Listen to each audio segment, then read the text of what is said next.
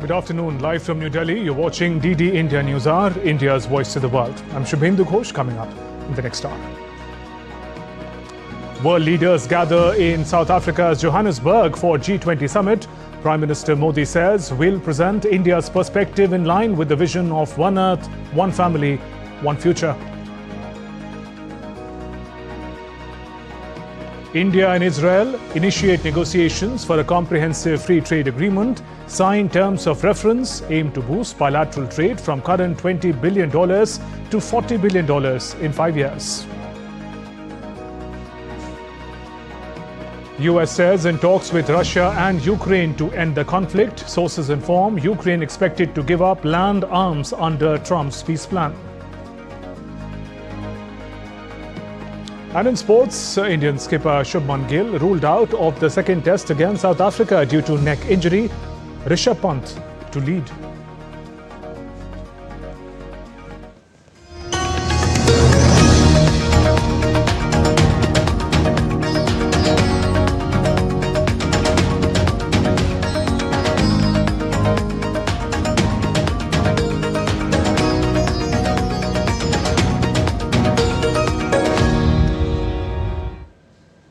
Prime Minister Narendra Modi is en route to Johannesburg, South Africa, to attend the 20th G20 Leaders Summit being hosted by Republic of South Africa. This will be the fourth consecutive G20 summit held in the Global South. Before departure, Prime Minister Modi issued a statement saying, "I'm visiting the Republic of South Africa from 21st to 23rd November 2025 at the invitation of His Excellency Cyril Ramaphosa to attend the 20th G20 Leaders Summit being held in Johannesburg under South Africa's presidency." This will be a particularly special summit given that it would be the first G20 summit being held in Africa. During India's presidency of the G20 in 2023, the African Union had become a member of the G20. The summit will be an opportunity to discuss key global issues. The theme of this year's G20 has been solidarity, equality and sustainability, by which South Africa has carried forward the outcomes from the previous summits held in New Delhi, India and Rio de Janeiro, Brazil. Prime Minister says, and I quote, "I will present India's perspective at the summit in line with our vision of Vasudhaiva Kutumbakam and one Earth, one family and one future. I look forward to my interactions with leaders of the partner countries and participation in the 6th IBSA summit scheduled on the sidelines of the summit. During the visit, I will also look forward to my interaction with the Indian diaspora in South Africa, which is one of the largest outside India."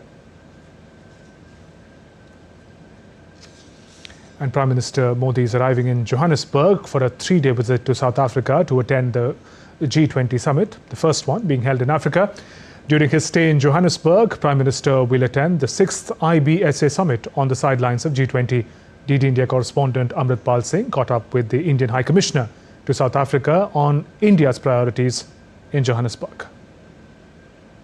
As Prime Minister Narendra Modi arrives here in Johannesburg to participate in the G20 summit, the Prime Minister will be engaging with world leaders apart from participating in the meeting of IBSA and the G20. What is expected to transpire here over the next 2 days? I have with me the Indian High Commissioner to South Africa, Ambassador Prabhat Kumar.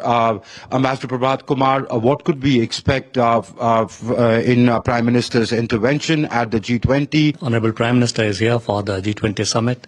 There's a lot of excitement among the Indian diaspora and also in the government of South Africa and generally, because Prime Minister is one of the tallest leader. He is attending his 12th G20 summit, and the issues, of course, are of the global South, which Prime Minister will highlight, such as digital public infrastructure, disaster resilience, women empowerment, food security. These are artificial intelligence. These issues will be highlighted by Prime Minister in his interventions and interactions. And he is meeting the President of South Africa and many other global leaders. India, during its presidency of the G20, Ambassador, pushed the agenda of the Global South, the South-South cooperation. That seems to be taking center stage here again at the Johannesburg summit. Has India, in a way, redefined how G20's agenda, how the priorities of the G20 were before India's presidency and now following India's presidency? Yes, if you will recall, we had the presidency in 2023, during which we held two Voice of Global South summits. Those were virtual summits in which more than 100 countries participated, and the feedback from that summit flowed into the actual G20 summit. So India defined the agenda of Global South that way. You will recall that African Union became a member of G20 during India's presidency, and thereafter, now the G20 is more broad-based, and almost it incorporates 80% of the world. So clearly, over the next 2 days, the world leaders of G20 shall be discussing issues that affect the world, conflicts that are marring the world, tensions related to trade that are existing in the world today. But clearly, India's left its footprint on the G20 agenda by putting the issues and priorities of the Global South at the heart of the global debate. Amritpal Singh with cameraman Mohit Joshi for DD India in Johannesburg. Let's talk about the G20 summit in greater depth. Joining me is DD India correspondent Amritpal Singh, joining us live from Johannesburg. Also, let me welcome Ambassador Ashok Sajjanar, former senior diplomat, who's joining us now. Good afternoon and welcome, sir. Amrit, first to you, if you can just take us through how Johannesburg is gearing up for the big summit. Well, Johannesburg is quite excited. As you can see behind me, there are flags all over the place. If I can ask my camera person to pan and show you the city. I am standing in Sandton, which is like at the downtown of Johannesburg. The summit is taking place for the first time on the African soil. South Africa has left no stone unturned to see that this summit is successful. In fact, it is invited, as the host country has the privilege to invite guest countries, and it's invited countries from the African continent as guests at the G20 who shall be participating and putting out their priorities, their expectations from G20 and by extension the world, because it is one of the most influential groupings today. The 20 most powerful economies of the world are in this grouping. Clearly the focus is on development, the focus is on digital public infrastructure, the focus is on women-led development, the focus this time around is how the poverty can be reduced and the gaps between the developed world and the developing world can be reduced. Clearly Johannesburg is geared up to welcome world leaders as the summit kicks off tomorrow here in South Africa.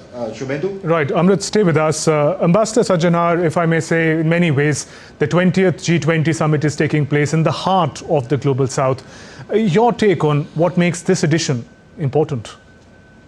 No, absolutely. Thank you very much, Shubhendu, for having me on the show. You're very right. I think when the summit goes to Africa, that means it is really going to the place, the challenges of which region it is supposed to address. And this is what we have seen. That is why the Voice of the Global South summits, they were organized by India in 2023, when India took over the mantle of the presidency of the G20.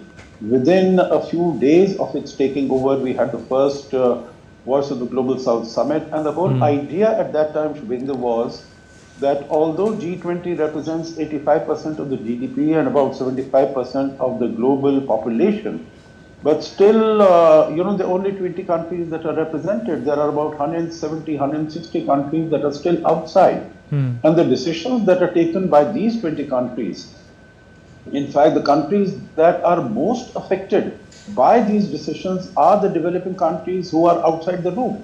So the whole idea was to bring them also in under the big global tent, ask them what their concerns were, what their anxieties are, what their aspirations are. So that is why the first one was held on 12th and 13th of January 2023, as I said, just a few days after India took over. And then after the summit was over in September, India went back to these countries all over again to tell them as to what we had been able to achieve.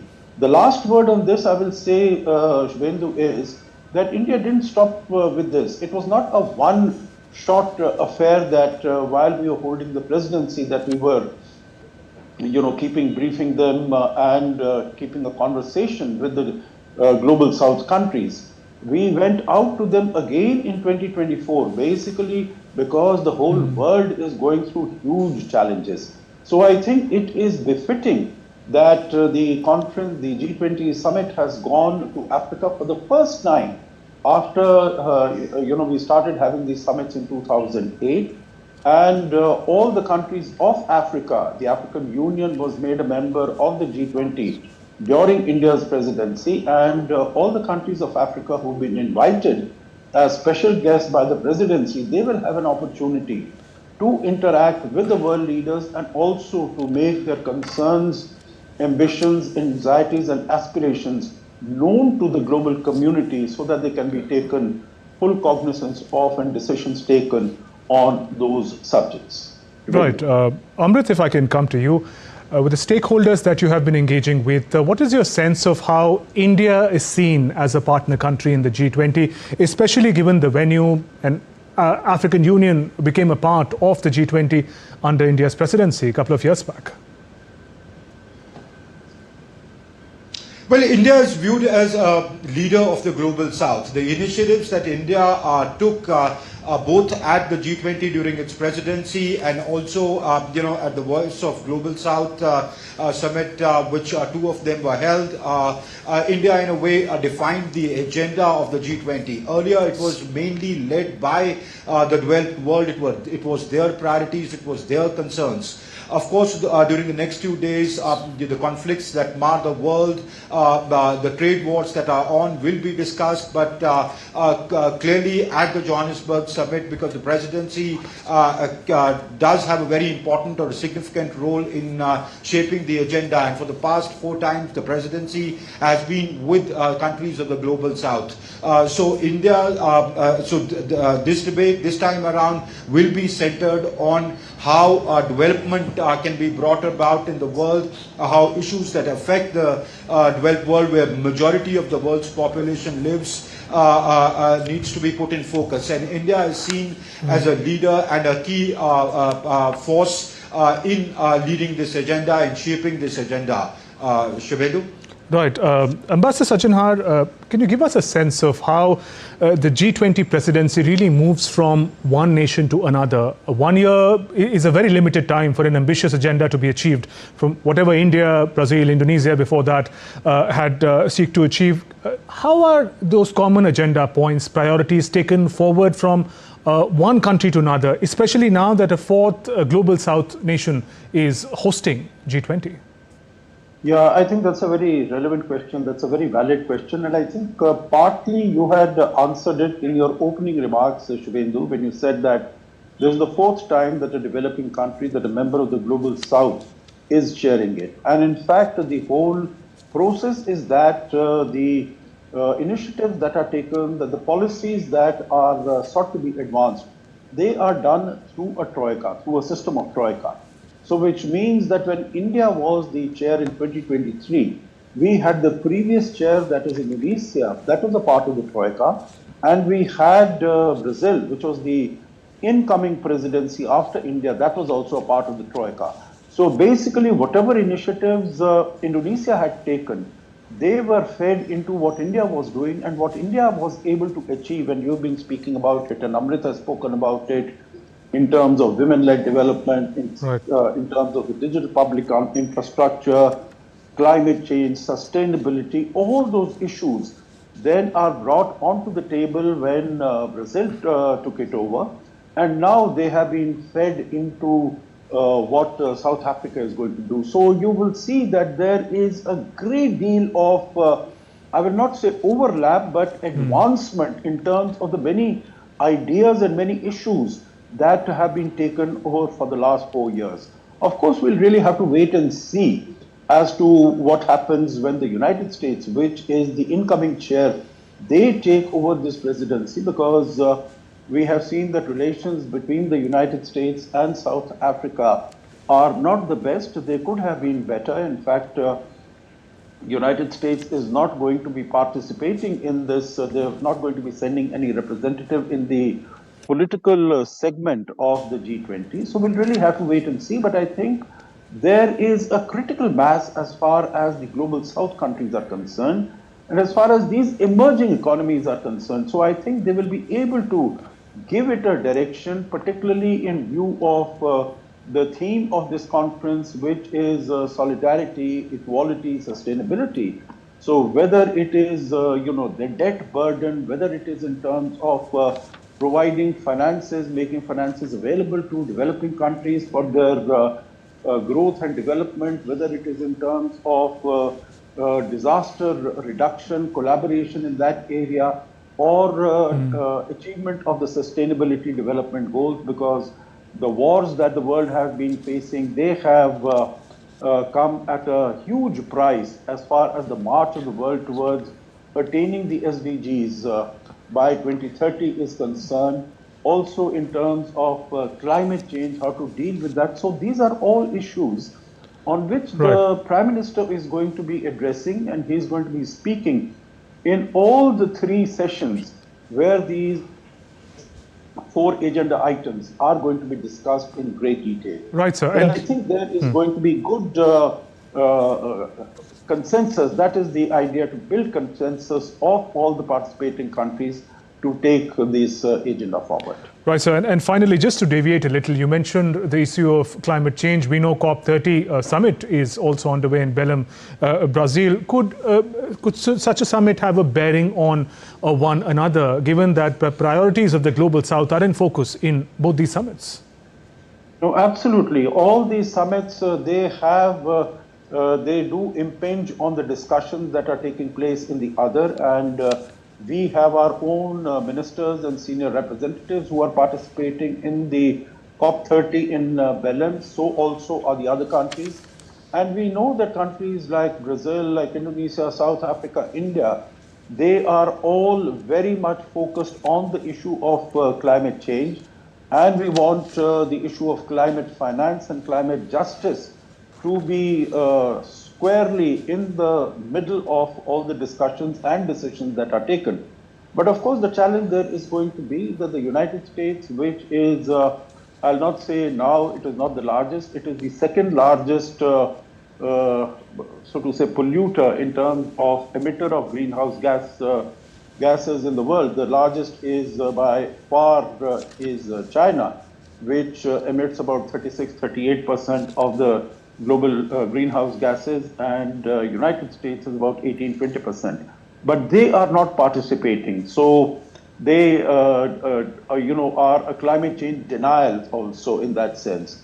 So these are challenges that I tangentially referred to also. So we'll really have to wait and see. I think it will really depend upon the creativity of the countries present, and the Troika will definitely go all out to help the presidency of South Africa to get a consensus leaders declaration emanating out of this summit. On that note, Ambassador Ashok Sajjanhar, thank you for joining us on NewsHour and sharing your perspective. Thank you, Amrit, for joining us from Johannesburg. Moving on, Ukrainian President Volodymyr Zelenskyy said he had discussed with the visiting Secretary of the US Army on Thursday ways to work with Washington on a plan to end the conflict with Russia. Zelenskyy said that he will discuss the plan with US President Donald Trump in the coming days. He also said that any America-backed deal to end the ongoing crisis in the region must ensure dignified peace for Ukraine, adding that Ukraine is ready for constructive, honest and prompt work. Since the first days of the war, we have taken one extremely simple position. Ukraine needs peace, and a real peace, one that will not be broken by a third invasion. a dignified peace, so that the conditions are with respect for our independence, our sovereignty, and the dignity of the Ukrainian people. And we must ensure these very conditions. І ми саме такі умови маємо. Following the Ukraine-US officials meet, White House Press Secretary Caroline Leavitt on Thursday said the administration is having good conversations, she says, with both parties on how to end the conflict. So they have been engaged with both sides, and these talks are continuing. As always, I'm not going to litigate the details of this plan as it's ongoing and it's in flux, but the president supports this plan. It's a good plan for both Russia and Ukraine, and we believe that it should be acceptable to both sides, and we're working very hard to get it done. And as per sources, a draft 28-point plan backed by US President Donald Trump would require Ukraine to offer territorial and security concessions to Moscow, while Russia would be readmitted to the G8 group and receive sanctions relief. According to White House Press Secretary, Trump's special envoy Steve Witkoff and Secretary of State Marco Rubio had been quietly working on the plan for around a month. NATO agrees not to station troops in Ukraine. It is also reported that US will receive compensation for security guarantees if Ukraine invades Russia. It will lose that guarantee if Russia invades Ukraine. In addition to a decisive coordinated military response, all global sanctions will be reinstated. It is also proposed that Ukraine will be eligible for EU membership. Crimea, Luhansk and Donetsk will be recognized as de facto Russian territories, including by the United States. US President Donald Trump on Thursday removed his 40% tariffs on Brazilian food products, including beef, coffee, cocoa, fruits that were imposed in July this year, dropping steep tariffs he imposed this summer. In an executive order released by the White House, the order will affect Brazilian imports to the US on or after November 13th, may require a refund of duties collected on those goods while the tariffs were still being charged. The order effectively removes the 40% duty that was still on those goods after Trump dropped Brazil's 10% reciprocal duty on a long list of food products as part of separate action last week. The move follows a similar order by the administration last Friday to remove tariffs on several agricultural products, as White House makes a U-turn on some tariffs that have increased the cost of food in the United States.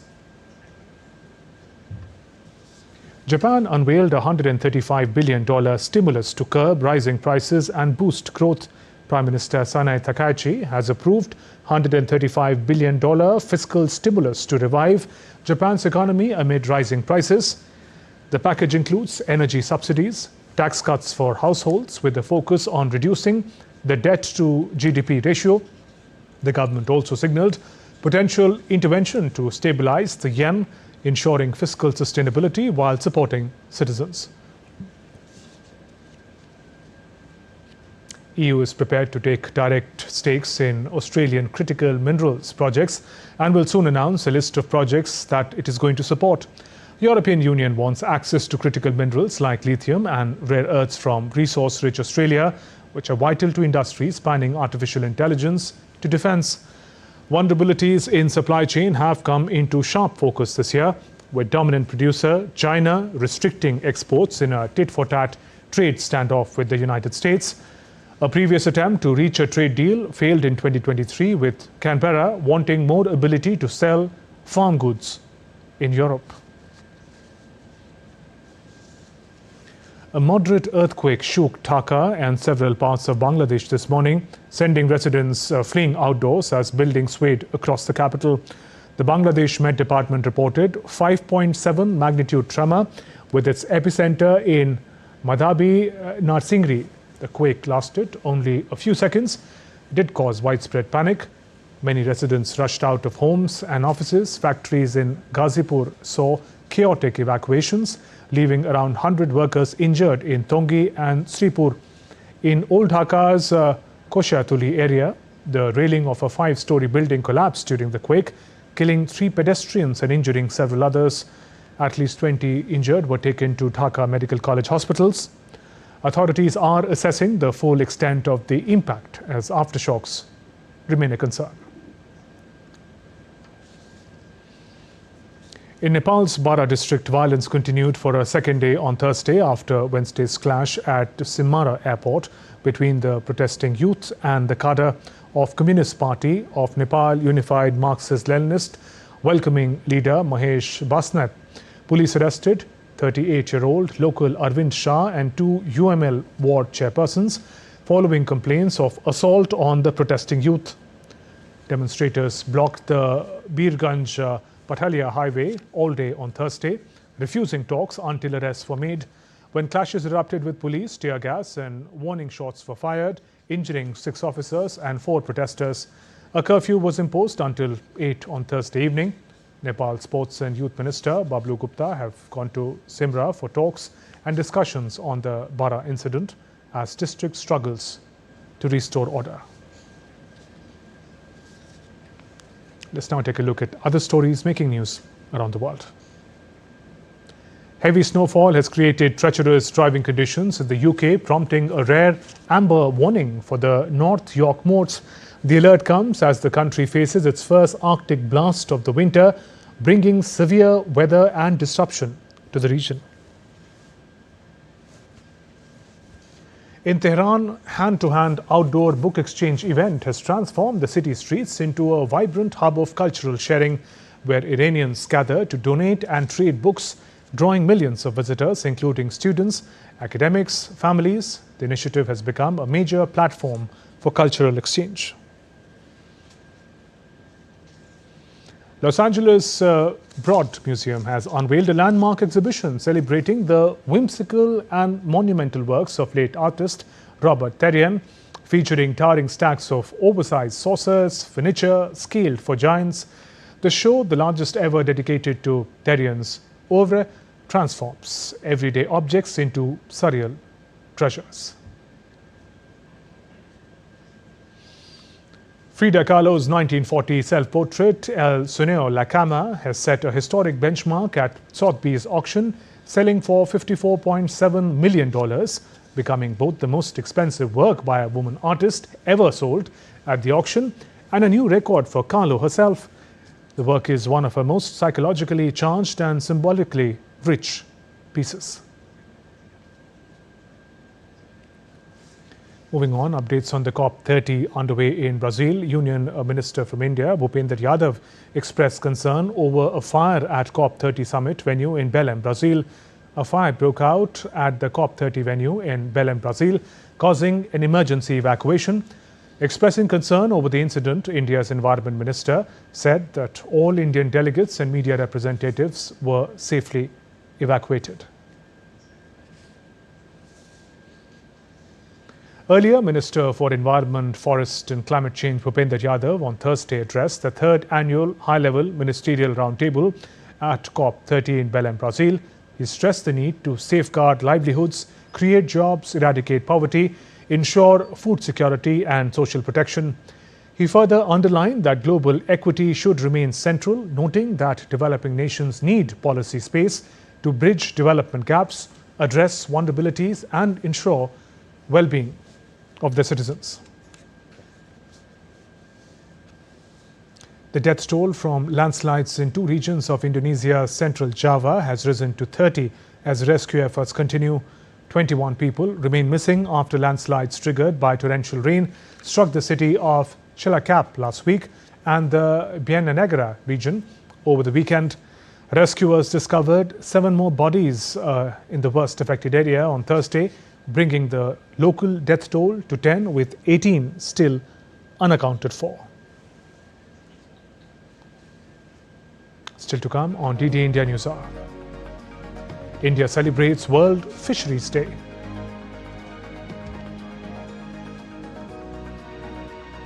India has achieved record total food grain production in 2024-25.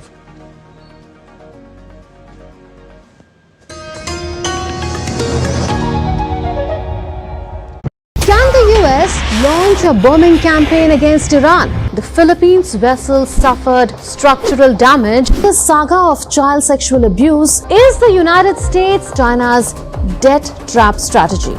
Truth is stranger than fiction. But some sometimes hard to uncover.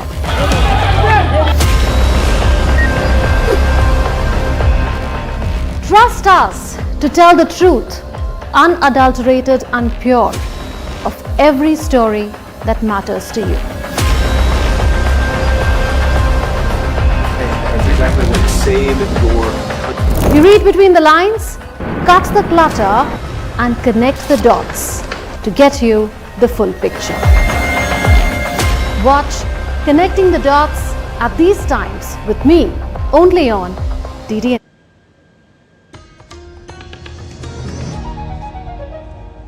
Welcome back. You're watching DD India News Hour. I'm Shubhendu Ghosh. Our top stories. World leaders gather in South Africa's Johannesburg for the G20 summit. Prime Minister Modi says will present India's perspective in line with the vision of one Earth, one family and one future. India and Israel initiate negotiations on comprehensive free trade agreement, sign terms of reference, aim to boost bilateral trade from current $20 billion to $40 billion in 5 years. US says in talks with Russia and Ukraine to end the conflict. Sources inform Ukraine expected to give up land, arms under Trump's peace plan. And in sports, Indian skipper Shubman Gill ruled out of the second test against South Africa due to neck injury. Rishabh Pant to lead. In a landmark development, India and Israel formally initiated negotiations for a comprehensive free trade agreement on Thursday by signing the terms of reference. Commerce and Industry Minister Piyush Goyal announced this during his visit.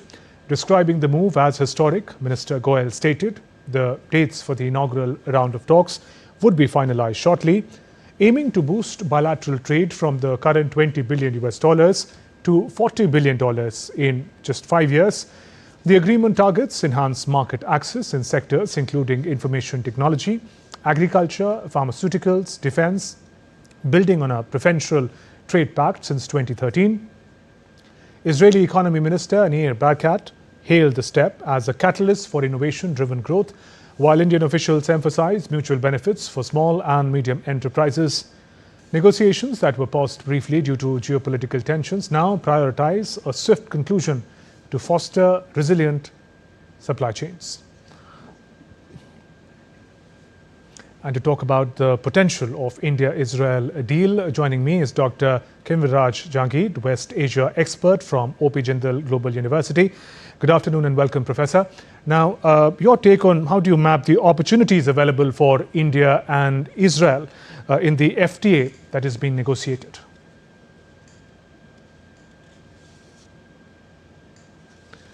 Professor Jangid, can you hear me? All right, we're trying to connect with Professor Kinviraj Jangid in just a bit. The issue in focus is the India and Israel trade talks, negotiations for a free trade agreement in the coming days. The terms of reference have been set. During his visit to Israel, Union Minister Piyush Goyal addressed a gathering at the gala meet, and we're focusing on the India-Israel trade negotiations. He had a dinner, the minister with Israeli companies and CEOs.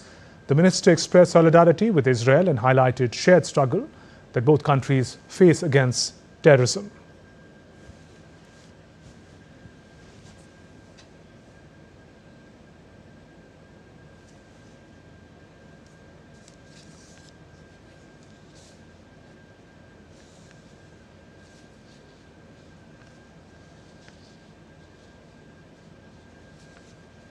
The last 2 years have been difficult times for our brothers and sisters of Israel, but you have shown tremendous resilience in the face of adversity.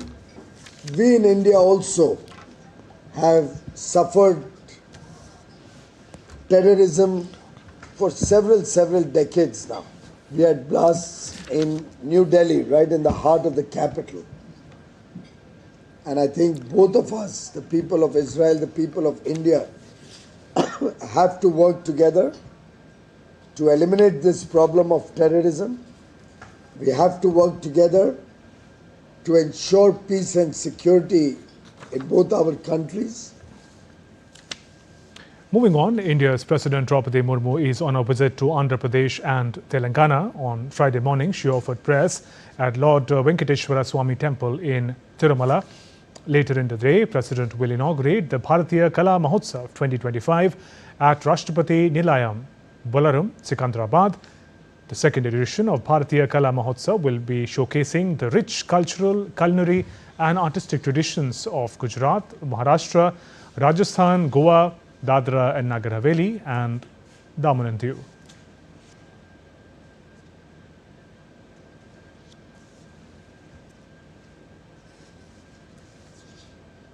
And we again return to a big story of the potential of India-Israel free trade agreement deal. Dr. Kinvida Jahangir, West Asia expert from OP Jindal Global University, is joining us now. Good afternoon and welcome, sir. Your take on the opportunities available for India and Israel in this FTA that is being negotiated? Good afternoon. Well, this is something that has been long overdue between India and Israel. It's not only because of the Gaza war.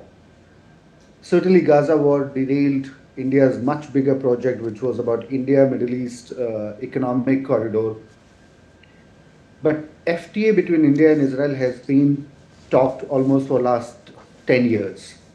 So I do think it's a remarkable moment for both these countries to come to a firm opinion about it. Let's see how do they sort out their issues. But I think as far as Israel is concerned, it has been. All right, we are trying to connect with Dr. Jahangir. There appears to be some technical issue. We'll try and connect with Professor Jahangir in just a bit. The story in focus, of course, the India-Israel FTA negotiations that have started. India's Minister of Finance and Corporate Affairs, Nirmala Sitharaman, shared the 11th pre-budget consultation with experts from infrastructure and energy sectors on Friday, ahead of the Union Budget 2026-27.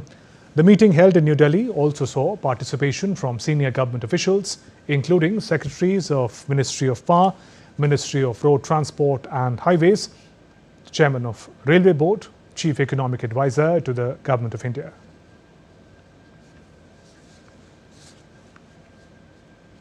India's Union Home Minister Amit Shah attended the Border Security Force's Diamond Jubilee celebrations as a chief guest on Friday. The minister's presence marked a significant moment at BSF's 61st Raising Day at 176th Battalion campus in Gujarat's Bhuj.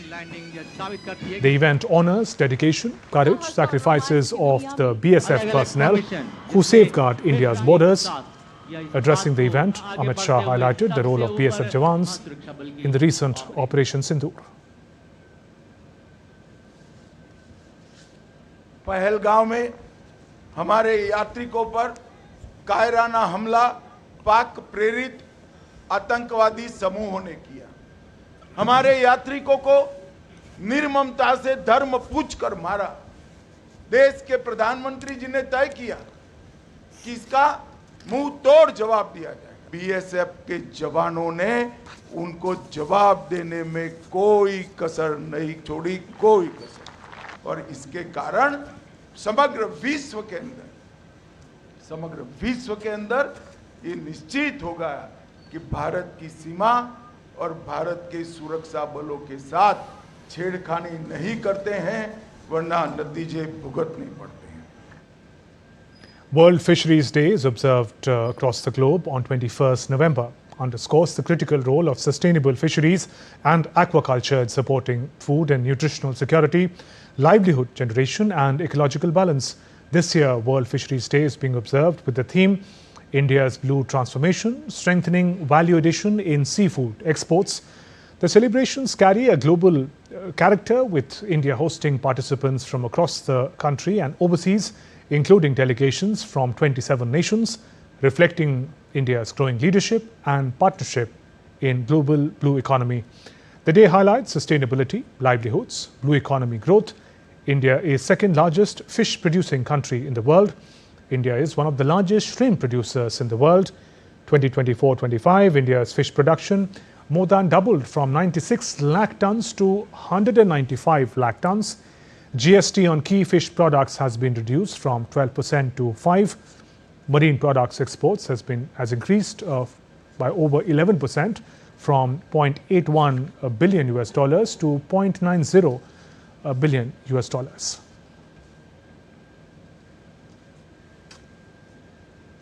Also, India has achieved record total food production for the year 2024-25 as compared to previous year.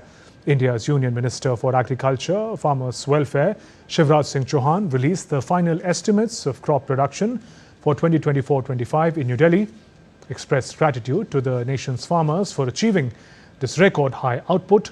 He also welcomed the encouraging rise in the production of pulses and oilseeds. The minister said India is witnessing the highest increase in food grain production in the last 10 years, from 251.54 million tons in 2015-16. The production has risen to 357.73 million tons in 24-25. Ahead of India's Parliament winter session, a government has called an all-party meeting, says Parliamentary Affairs Minister Kiren Rijiju. The all-party meeting aims to brief leaders on issues, bills, government work for the upcoming winter session from December 1st to 19th, which will have 15 sittings. Moving on, ahead of the flag hoisting ceremony at Ram Temple in Uttar Pradesh's Ayodhya on November 25th, elaborate security and logistical arrangements have been put in place at the city airport. The Maharishi Valmiki International Airport's Phase 1 runway can handle only about 1 million passengers annually, causing flight backlogs. More than 100 additional CISF personnel will be deployed at Ayodhya Airport for heightened security. Ayodhya is now not just the heart of India's spirituality, it is also transforming into an economic and tourism powerhouse.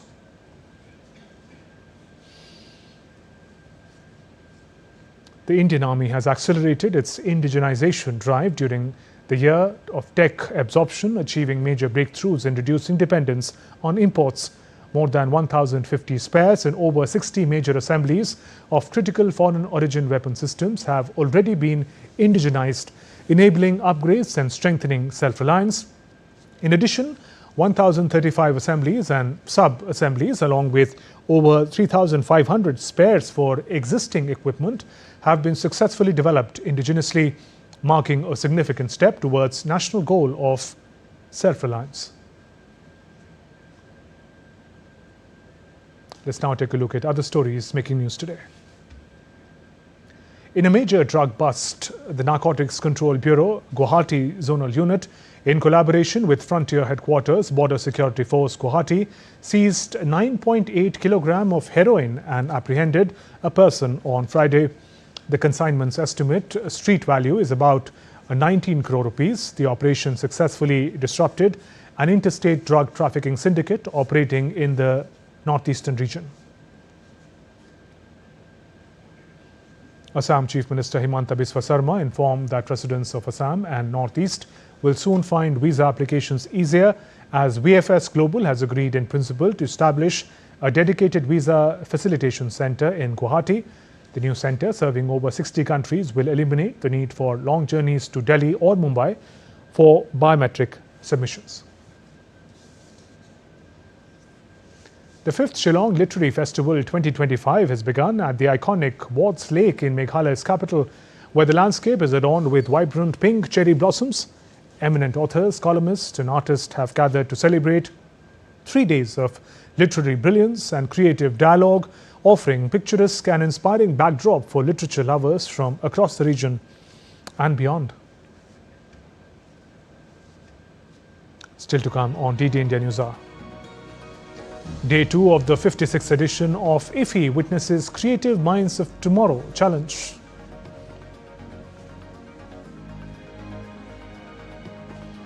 And Nikhat Zareen and Jasmine Lamboria led India's gold rush as country's pugilists finished with 20 medals.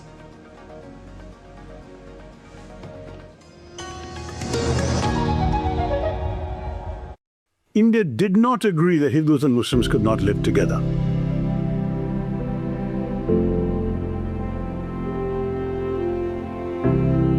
This was a birth of a country or two countries, but it was a birth that was also an abortion, because you were literally killing this country that was being born at that point. Every time a Muslim came to prominence in India, President of India, Chief Justice of India, cricket captains, whatever, it was a standing rebuke of the very Pakistani idea. If a Muslim could achieve all this in India, then why did Pakistan need to be created?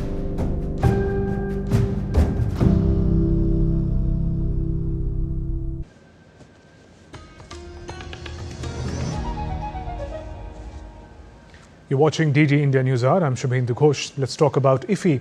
IFFI 2025 Day is witnessing a lot of action, starting from Creative Minds of Tomorrow, a 48-hour unique challenge that invites young minds to create content, to the ongoing Waves Film Bazaar, a marketplace that offers diverse opportunities.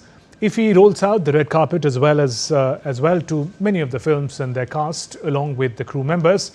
Apart from that, the festival will also start from today. The IFFI Leicester onwards here in Goa. Minister of State L. Murugan highlighted the Creative Minds platform launched during Azadi Ka Amrit Mahotsav, which now hosts some 130 participants creating films in just 48 hours. He said the initiative gives young talents a global level platform, reflecting on Prime Minister Modi's trust in India's youth and their creativity. When we celebrated Azadi Ka Amrit Mahotsav, that time we introduced this new Creative Minds platform. So that increased. Now they are reached almost 130 participants are here. They are going to make a movie within a 48 hours. So our Honorable Prime Minister Shri Narendra Modi ji's trust our youngsters, our new minds. For them they need a big platform like a global level. So this IFFI is giving for them as a global level platform. And the minister also said Prime Minister highlighted the orange economy's potential, noting that anyone with a mobile phone can be a creator today and earn from travel or food vlogs. Added that the government is establishing the Indian Institute of Creative Technology to support creators. There our Honorable Prime Minister mentioned also, he given a message to the nation, the orange economy. It is a potential economy. The creators, you see now, everyone is creator.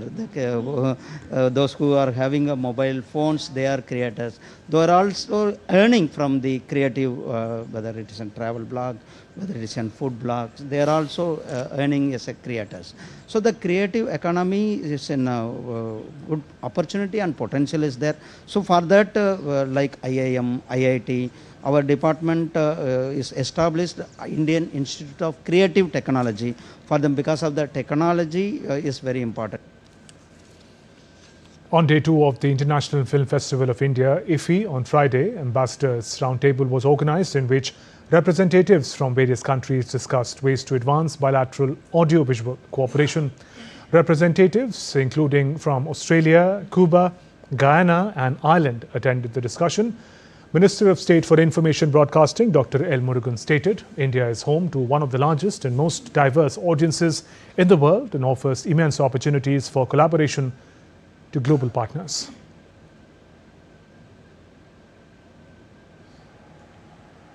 India's media and entertainment sector stands today at a defining moment. The industry projected to reach USD 31.6 billion in 2025, driven by rapid growth in digital media, OTT platforms, live events, advertising and emerging segments such as gaming and the AVGC fields like animation, VFS, virtual production of XR. And Secretary, India's Ministry of Information and Broadcasting, Sanjay Jaju, highlighted how the country has emerged as a studio of the world and that India has wide reach, creating cross-cultural content. India, with its vast talent pool, creative base and technological capabilities, is being seen as the studio of the world, a destination where global stories can be imagined, produced and shared. For all our partnering nations, this evolving ecosystem offers enormous potential. Collaborating with India means not only engaging with one of the world's largest and most diverse audiences, but also gaining access to a global diaspora that embraces content from across cultures. Earlier, Minister of State for Information and Broadcasting L. Murugan was in Goa participating in the 56th International Film Festival of India. The minister, in conversation with DD India correspondent, spoke on IFFI's Ambassadors Roundtable Conference and India's push towards orange economy. IFFI 56th edition, there we had an Ambassadors Roundtable Conference. We had a collaboration with the co-production agreement more than 20 countries. So we want to expand more countries because our content our content can go to the global, and global people, they can come here, they can shoot in India. Then there's an employment opportunity, and Indian economic activities will be also high. And DD India caught up with the CEO of Shorts TV on the sidelines of Creative Minds of Tomorrow inauguration at IFFI Goa. He shared insights on the evolving short film landscape and growing opportunities for young creators in India. He highlighted how platforms like Shorts TV are not only expanding the reach of short format storytelling, also helping new filmmakers find visibility and confidence. CEO praised initiatives like Creative Minds of Tomorrow for nurturing fresh talents, said India is emerging as one of the most dynamic hubs for short film innovation. So the Creative Minds of Tomorrow, the 48-hour filmmaking challenge, is currently undergoing, and we have the CEO of Shorts TV, Katapilcha, with us. So the challenge, yet another edition, has begun. How do you see this fresh batch of talent? The talent this year is amazing. We started, if you remember, we started with 75 contestants. This year we had over 1,000 entries who wanted to participate. So we've selected 100 of them. But in addition, we had issued 24 wild cards during the Waves program earlier in the year, the summit. And so we have 24 of those and another 4 who were selected by the Indian Creative Industries Association. So a total of 128. So this is the biggest it's ever been. How do you see this initiative? Because the Indian government is really laying emphasis on putting the young talent coming out from the rural areas, coming out from far-fetched areas into the spotlight. You know, this program has been absolutely fantastic in terms of the way it's promoted young Indian talent. When I came to India in 2017 with Shorts TV, Indian filmmakers had no place in the world of films and film awards. No young filmmakers could submit their films to festivals. Now it's totally changed. We have film festivals that are accredited, but we also have young filmmakers from CMOT whose films are being accepted by Cannes, by Annecy, by the biggest film festivals in the world. It's very exciting. Once the team wins, or even the other teams that are not winning this particular challenge, what happens next? What's the opportunity for them? So it's a couple of things. Number one, lots of them have gone on to form companies or partnerships with people that they've met here.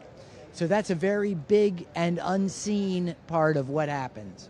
The other thing that happens is we run a database. The government, the ministry keeps a database so that as people come to shoot here in India, they say, oh, we need cinematographers, or we need production assistants. And they have a database. They say, here are all the people who have been through the CMOT. Look at them, call them, give them a job. And that is a big help. All right. Thank you very much for talking to us. So definitely there is a sea change that has happened, and more changes are coming in, and with efforts and initiatives like these, definitely the Indian talent is going to go global. With camera person Pramod Negi, this is Shyama Mishra for DD India, Panji, Goa.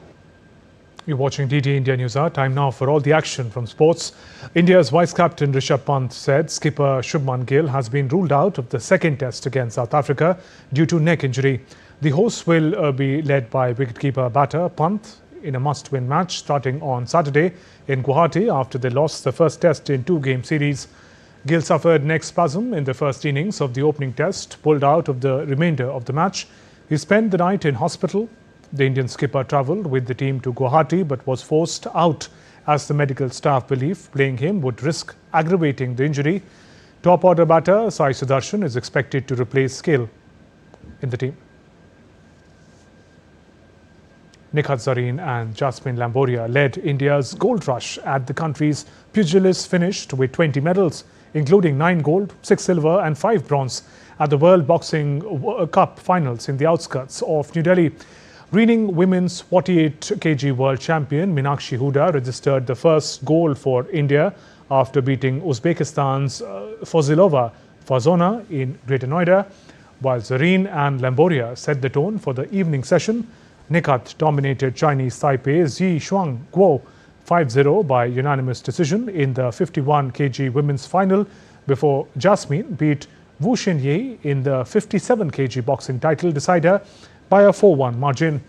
In fact, all 20 Indian boxers who competed in the 5-day season-ender competition managed a podium finish. The Indian women boxers ruled the show, winning 7 of the 10 possible gold medals, while the men managed 2. India's Lakshya Sen defeated compatriot Ayush Shetty 23-21, 21-11 in the quarter-final of Australian Open badminton tournament in Sydney. Shetty took a 3-point lead to begin the contest, but Lakshya stormed back to win the final game. It was a different scenario in the second game as Lakshya raced to a 6-1 lead. He was in no mood to relent as he extended his lead after the break before Shetty sparked late hopes for a comeback with 4 consecutive points. But Lakshya Sen closed out the game with next 2 points and set up a semi-final clash with Xiao Sheng Chen.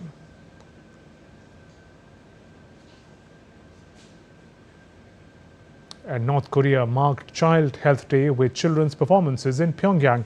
Officials from Ministry of Public Health and members of the Korean Association for Supporting Children attended an event discussing qualitative development of children's growth and vaccination. North Korea holds nationwide Child Health Day twice a year.